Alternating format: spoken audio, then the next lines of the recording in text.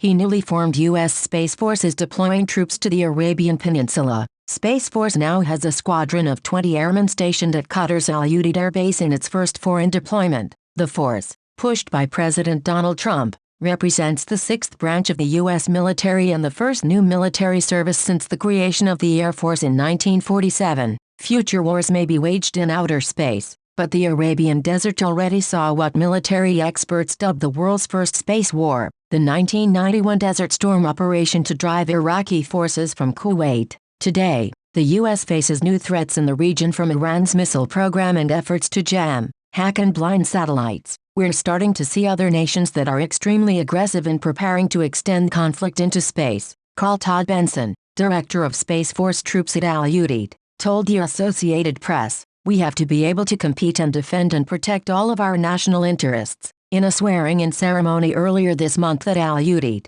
20 Air Force troops, flanked by American flags and massive satellites, entered Space Force. Soon several more will join the unit of core space operators who will run satellites, track enemy maneuvers and try to avert conflicts in space. "The missions are not new and the people are not necessarily new," Benson said. That troubles some American lawmakers who view the branch, with its projected force of 16,000 troops and 2021 budget of $15.4 billion, as a vanity project for Trump ahead of the November presidential election. Concerns over the weaponization of outer space are decades old, but as space becomes increasingly contested, military experts have cited the need for a space corps devoted to defending American interests. Threats from global competitors have grown since the Persian Gulf War in 1991, when the U.S. military first relied on GPS coordinates to tell troops where they were in the desert as they pushed Iraqi dictator Saddam Hussein's forces out of Kuwait. Benson declined to name the aggressive nations his airmen will monitor and potentially combat,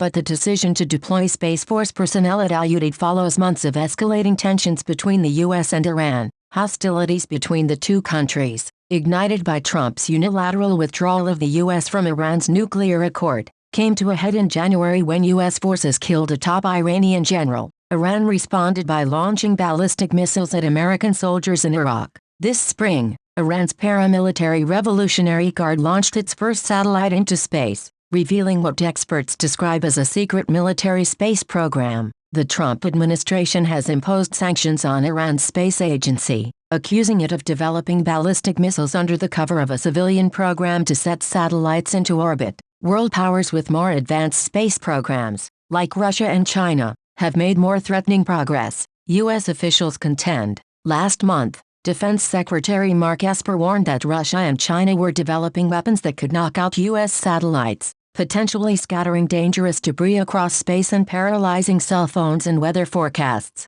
as well as American drones, fighter jets, aircraft carriers and even nuclear weapon controllers. The military is very reliant on satellite communications, navigation and global missile warning, said Captain Ryan Vickers, a newly inducted Space Force member at Al Udeid. American troops, he added, used GPS coordinates to track ships passing through strategic Gulf passageways to make sure they're not running into international waters of other nations. The Strait of Hormuz, the narrow mouth of the Persian Gulf through which 20% of the world's oil flows, has been the scene of a series of tense encounters, with Iran seizing boats it claims had entered its waters. One disrupted signal or miscalculation could touch off a confrontation. For years, Iran has allegedly jammed satellite and radio signals to block foreign-based Farsi media outlets from broadcasting into the Islamic Republic, where radio and television stations are state-controlled. The U.S. Federal Aviation Administration has warned that commercial aircraft cruising over the Persian Gulf could experience interference and communications jamming from Iran. Ships in the region have also reported spoofed communications from unknown entities falsely claiming to be U.S. or coalition warships. According to American authorities, it's not that hard to do, but we've seen Iran and other countries become pretty darn efficient at doing it on a big scale, said Brian Whedon, an Air Force veteran and director of program planning at the Secure World Foundation, which promotes peaceful uses of outer space. There's a concern Iran could interfere with military broadband communications. Responding to questions from the AP, Ali-Reza Mirai Al-Sifi, a spokesman at Iran's mission to the United Nations, said Iran will not tolerate interference in our affairs, and in accordance with international law, will respond to any attacks against our sovereignty. He added that Iran has faced numerous cyber attacks from the U.S. and Israel, failing an international agreement that bars conventional arms, like ballistic missiles, from shooting down space assets. The domain will only become more militarized, said Daryl Kimball, the executive director of the Washington-based Arms Control Association.